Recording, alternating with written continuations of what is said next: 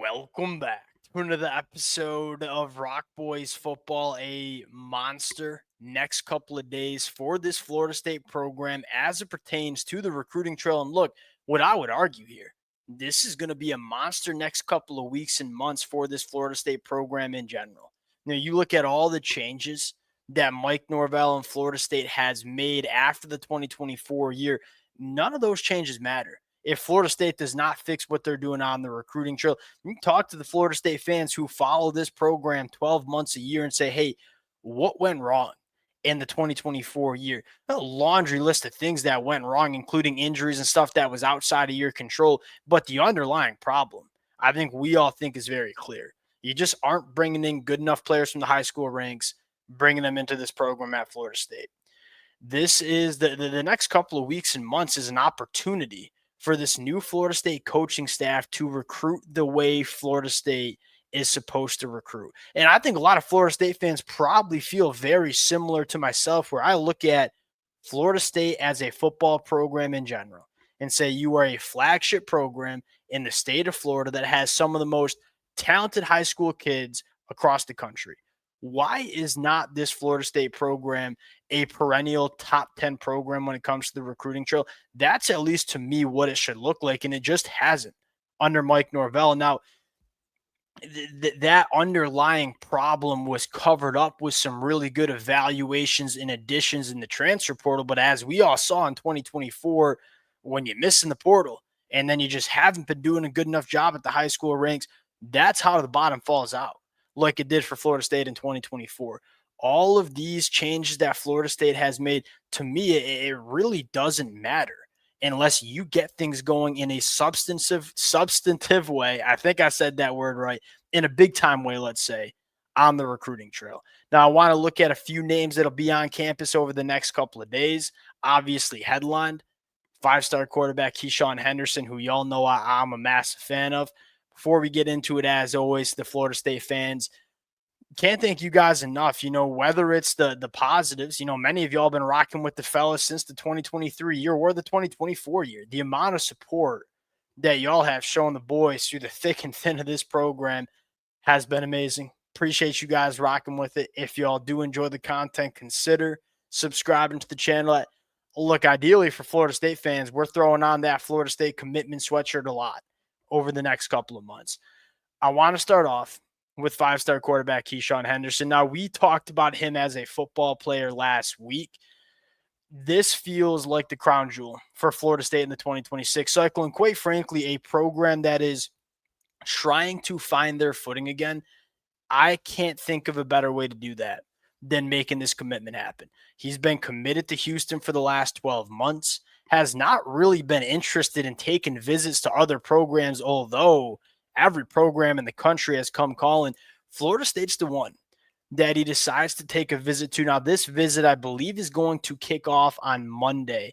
They're going to roll out the red carpet. There's not going to be 25 other names on campus. I think the whole staff and really the whole program's attention is going to be on a guy like Keisean Henderson.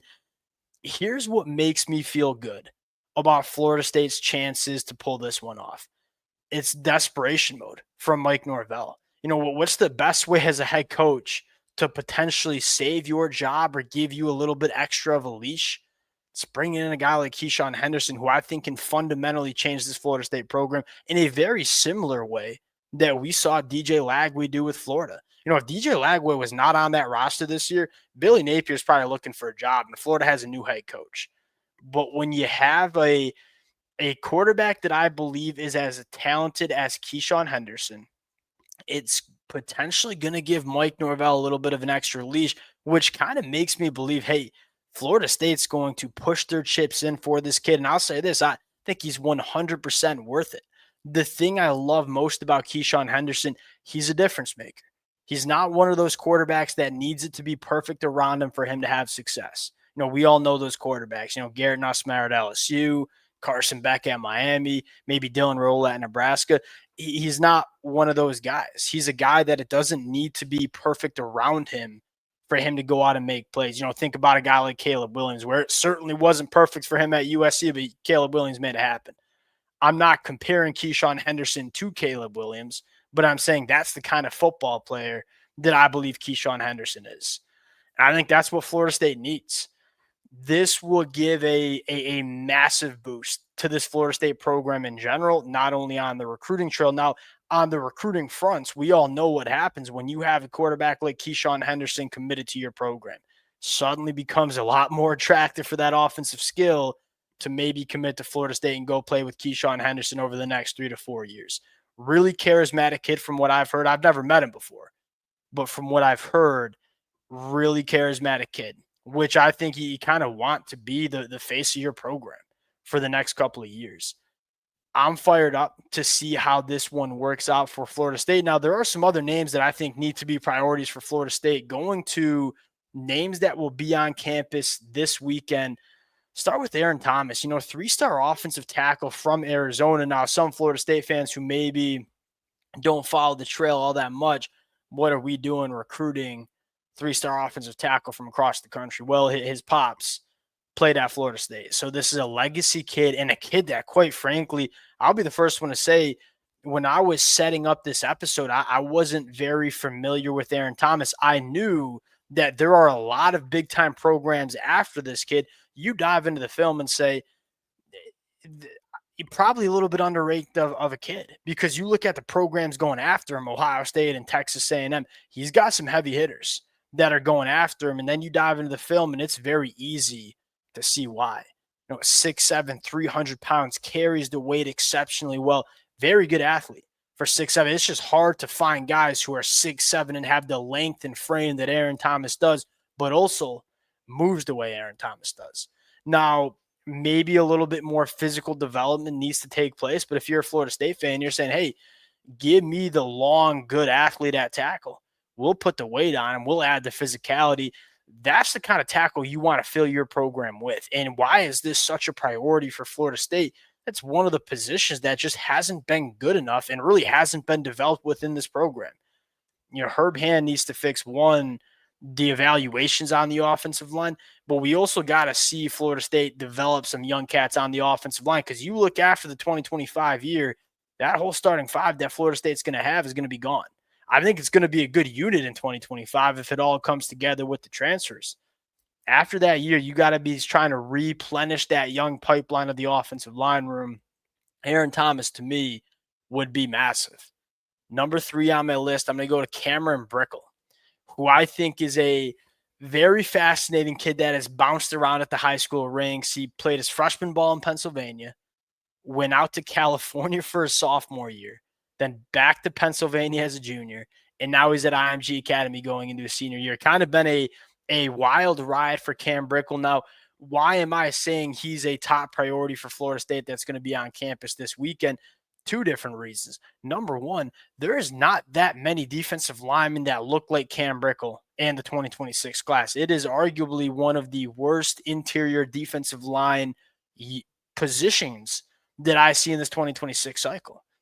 Well, Cam Brickle, I don't know if he's going to be a top 50 NFL draft pick, but to me, this kid's going to be a damn good football player wherever he goes. That floor is so freaking high, and you want to make sure you're bringing in guys that have high floors, that guys that you're going to hit on. I think Cam Brickle's one of them.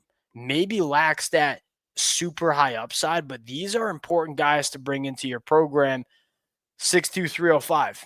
Perfect for the nose tackle position that Tony White likes to run. This position, we've talked about it going into 2025. The guys like Kevin Wynn, we need those kind of guys in this Florida State defense, however long Tony White's going to be here. Cam Brickle, to me, is that kind of guy, a little bit of a fire hydrant build. Pretty impressive athlete. You look at 6'2", 310 and say, probably not going to be the best athlete. You turn on the film and say, hey, he's got some feet for a big kid. I like him a lot. And then you look at Ernest Rankins, who just reminds me of Daryl Jackson in such a big way. You look at Daryl Jackson coming out of high school. He committed to Maryland, to Miami, to Florida State. Many of y'all know that. 6'6", 285. D-Jack was 6'5", 270 coming out of high school. He has an enormous frame. He's all of 6'6", probably pushing 34-inch arms. I mean, this kid looks like a menace on the football field. Now, he's a little bit – he definitely ain't like skinny, but he's not necessarily filled out all the way. Like, this is a guy that I could see getting up to that Daryl Jackson weight of 330 pounds. Little bit more of a raw guy like Cameron Brickle. The reason I'm kind of prioritizing Cam Brickle is I know I'm pretty confident Cam Brickle's going to be a damn good football player. Ernest Rankings, the upside is massive. Very similar to Daryl Jackson, but it might take a little bit longer. And look, you want to bring in all sorts of different kind of guys. I think Florida State at points got themselves into trouble by taking too many gambles with guys like Ernest Rankins. And what happens when they don't hit? You don't have any players. Bring in a Cam Brickle, bring in a guy like Ernest Rankings, give yourself a high floor player, but also give yourself a guy in Ernest who I think could be a top 32 NFL draft pick someday if it all works out. Recruiting the middle of that defensive line is going to be huge because, one, like we said, there's not that many guys that look like Ernest Rankins or Cam Brickle, but number two, you don't want to have to rely on going and getting this position in the portal because it is extremely expensive to do so. Quite frankly, there's just not that many good players in the middle of the defensive line that hit the portal. Make sure you get these bodies at the high school ranks. Last two names I'll talk about, TJ White, backer from Mississippi. He could play that jack linebacker spot.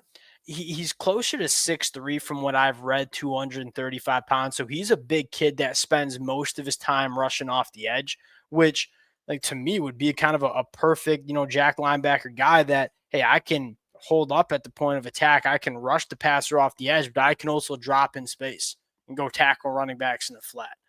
Versatile front seven guy, whether he comes off the edge, whether he hangs out as an off-ball linebacker, we know this. Florida State has not done a good enough job recruiting off-ball linebackers to this program. Change that with a guy like TJ White or a guy like Rodney Colton, who I think Tennessee's trending for. This is a speed and space backer that also can give you some pass rush juice.